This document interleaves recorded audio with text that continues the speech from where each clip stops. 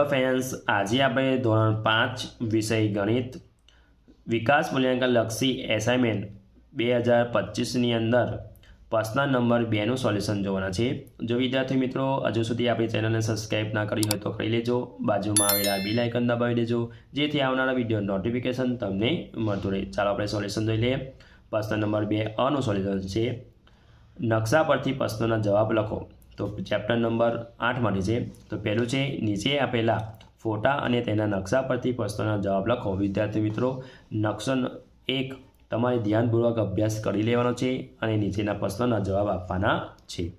પહેલું છે, વિજય ચોકથી સૌથી નજીક શું છે? તો જવાબ આવશે અહીંયા ક જવાબ આવશે। હવે બીજું જોઈ લઈએ, રાષ્ટ્રપતિ ભવનની ઇન્ડિયા ગેટ જતી વખતે કયા કયા માર્ગો રસ્તામાં આવશે?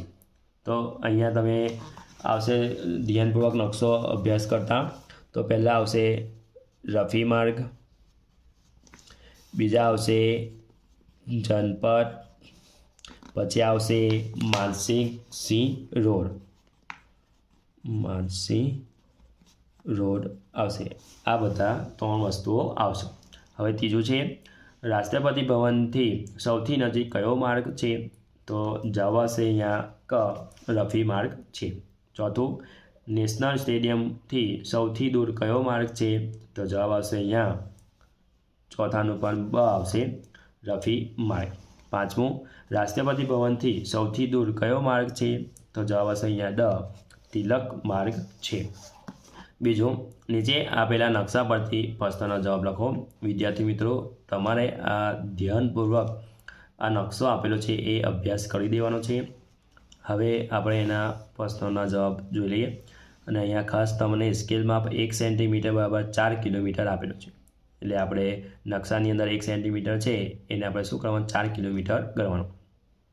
એ રીતે અહીંયા પહેલો આપણે પ્રશ્ન જોઈ લઈએ, શોપિંગ મોલ માર્કેટથી કઈ દિશામાં છે? તો અહીંયા નકશામાં જોતા આપણને ઉત્તર દિશામાં છે। તો જવાબ આવશે ઉત્તર દિશામાં।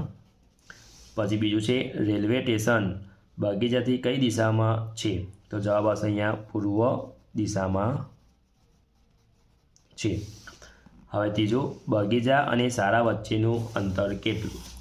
બરાબર, તો અહીંયા નકશામાં આપણે જોતા બગીચો એટલે અહીંયા, અને શાળા કઈ છે? અહીંયા છે। બરાબર, તો અહીંયા 2 વચ્ચેનું અંતર કેટલા સેન્ટીમીટર થાય છે? તો 1 અને આ 2 એટલે 3 સેન્ટીમીટર થાય। તો હવે આપણે 1 સેન્ટીમીટર બરાબર 4 કરવાનું છે। તો અહીંયા શું કરીશું, 3 ગુણ્યા 4, તો થશે 4 તારી 12 કિલોમીટર થશે। બગીચા અને શાળા વચ્ચેનું અંતર કેટલું થશે? 12 કિલોમીટર થશે। એ જ રીતે અહીંયા ચોથું છે, દરિયા કિનારો અને રેલવે સ્ટેશન વચ્ચેનું અંતર શોધો। તો દરિયા કિનારો અને રેલવે સ્ટેશનની વચ્ચેની અંતર કેટલા બધા આવે છે તે જોઈ લઈએ આપણે। કે ભાઈ આ છે આપણો રેલવે સ્ટેશનથી લઈ દરિયો કિનારો। તો દરિયા કિનારો 2.5 તો વત્તા કરતાં 1.5 વત્તા કરતાં વત્તા 2 વત્તા 3 આ બધાનો સરવાળો કરતાં તો આપણને આવશે 9 આવે છે। તો 9 ગુણ્યા 4 કરતાં તો 36 કિલોમીટર થશે આપણું। હવે પાંચમું, બગીચા અને માર્કેટ વચ્ચેનું અંતર કેટલું? બગીચો અને આ થયો માર્કેટ 4 સેન્ટીમીટર અને આપણે 1 સેન્ટીમીટર બરાબર શું છે? 4 કિલોમીટર, એટલે 4 ગુણ્યા 4 એટલે 4 ગુણ્યા 4 કરીશું એટલે 16 કિલોમીટર અંતર થશે બગીચા અને માર્કેટ વચ્ચેનું અંતર। હવે ત્રીજું છે, નીચે આપેલા ભારતના નકશા પરથી પ્રશ્નોના જવાબ આપો। વિદ્યાર્થી મિત્રો, આ ભારતનો નકશો ધ્યાનપૂર્વક અભ્યાસ કરી લેવાનો તમારે। હવે આપણે પ્રશ્નો જોઈ લઈએ। દક્ષિણમાં સ્થિત 4 રાજ્યોના નામ જણાવો। તો દક્ષિણની અંદર આવશે, પહેલું આવશે કેરળ, તમિલનાડુ, કર્ણાટક અને આંધ્રપ્રદેશ। બીજું છે, પૂર્વમાં સ્થિત 4 રાજ્યોના નામ જણાવો। તો અસમ, મેઘાલય, મણિપુર, મિઝોરમ। અને ત્રીજો છે, ગુજરાતના પશ્ચિમમાં કોઈ રાજ્ય છે? તો જવાબ આવશે અહીંયા ના આવશે, કોઈ રાજ્ય નથી। ચોથું છે, ઉત્તરમાં સ્થિત 4 રાજ્યોના નામ જણાવો। તો હરિયાણા, હિમાલય પ્રદેશ, પંજાબ, ઉત્તરાખંડ। અને પાંચમું છે, કયા રાજ્યનું ક્ષેત્રફળ સૌથી વધુ દેખાય છે? તો નકશામાં જોતાં આપણને જવાબ આવશે રાજસ્થાન દેખાય છે। ચોથું, નીચે શાળાને ઉપરથી જોતાં કેવી દેખાશે તેનો નકશો 1 અને શાળા દરેક વર્ગખંડ પરથી જોતા કેવા દેખાશે તેનો નકશો 2 આપેલ છે, તો તેના પરથી પ્રશ્નનો જવાબ લખવાનો છે. વિદ્યાર્થી મિત્રો નકશો 1 અને નકશો 2 ધ્યાનપૂર્વક અભ્યાસ તમારે કરવાનો છે. જે નકશો 2નું પણ તમારે ધ્યાનપૂર્વક અભ્યાસ કરી લેવાનો છે. તો જોઈ લઈએ પ્રશ્નો. નકશા 2માં દરવાજોની એકદમ સામે શું છે? તો તમે જોતા અહીંયા દરવાજો બિલકુલ સામે શું દેખાય છે? આપણે બારી દેખાય છે. જવાબ હશે અહીંયા બારી. બીજું, નકશા 2માં બ્લેકબોર્ડની એકદમ સામે શું છે? તો જવાબ હશે અહીંયા ડિસ્પ્લે બોર્ડ છે. ત્રીજું, વિદ્યાર્થી સભા મેદાનનું ક્ષેત્રફળ શાળાના કાર્યાલયના ક્ષેત્રફળની કેટલા ગણું વધારે છે? તો જવાબ હશે અહીંયા 5 ગણું વધારે છે. ચોથું, નકશા 1ને આધારે હા કે નામાં જવાબ લખો. તો પહેલું આવશે ધોરણ 8માં બેઠેલા વિદ્યાર્થીઓ હોલ જોઈ શકાશે? તો જવાબ હશે અહીંયા ના, નહીં જોઈ શકાય. બ છે, ધોરણ 5માં બેઠેલા વિદ્યાર્થીઓએ વિદ્યાસભા મેદાન જોઈ શકાશે? તો જવાબ હશે અહીંયા બમાં આવશે હા, જોઈ શકાશે. હવે પ્રશ્ન નંબર 2 જોઈ લઈએ. ચેપ્ટર નંબર 14માંથી છે. તો 6 લખોટીનું કદ 10 મિલી, 18 1 રૂપિયા સિક્કાનું કદ 20 મિલી, 27 5 રૂપિયાના સિક્કાનું કદ 35 મિલી. તો પહેલો પ્રશ્ન જોઈ લઈએ. 12 લખોટીઓનું કદ કેટલા મિલી થાય? તો જવાબ આવશે 6 લખોટીનું 10 મિલી છે, તો 12 લખોટીનું કેટલું? તો 12 ગુણ્યા 10 છેદમાં 6. 12ના ભાગ પડશે 6 દુ 12, 6 6 અહીંયા કટ થાય, તો 10 ગુણ્યા 2 તો 20 મિલી આવશે.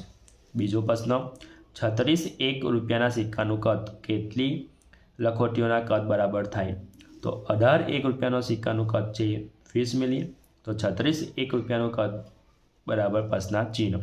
36 ગુણ્યા 20 છેદમાં 18, 18 દુ 36, 18 અહીંયા કટ થાય, તો 20 ગુણ્યા 2 એટલે 40 મિલી આવશે. તો 10 મિલી બરાબર 6 લખોટી, તો 40 મિલી બરાબર કેટલી લખોટી થાય? પ્રશ્નાર્થ ચિહ્ન. 40 ગુણ્યા 6 છેદમાં 10, તો મીંડું અહીંયા કટ થાય, તો 6 ગુણ્યા 4 એટલે 24 લખોટીઓ આવશે. ત્રીજો પ્રશ્ન જોઈ લઈએ. 54 5 રૂપિયાના સિક્કાનું કદ કેટલી લખોટીઓ કદ બરાબર થાય? તો 27 5 રૂપિયાનું કદ 35 મિલી, તો 54 5 રૂપિયાના સિક્કાનું કદ પ્રશ્નાર્થ ચિહ્ન, એટલે કે 54 ગુણ્યા 35 છેદમાં 27, 27 દુ 54, 27 27 અહીંયા કટ થાય, 35 દુ આવશે 70 મિલી. 10 મિલી બરાબર 6 લખોટી, તો 70 મિલી બરાબર પ્રશ્નાર્થ ચિહ્ન, તો 70 ગુણ્યા 6 છેદમાં 10 તો આવશે 7 ગુણ્યા 6 એટલે 42 લખોટી થશે. ચોથું જોઈ લઈએ.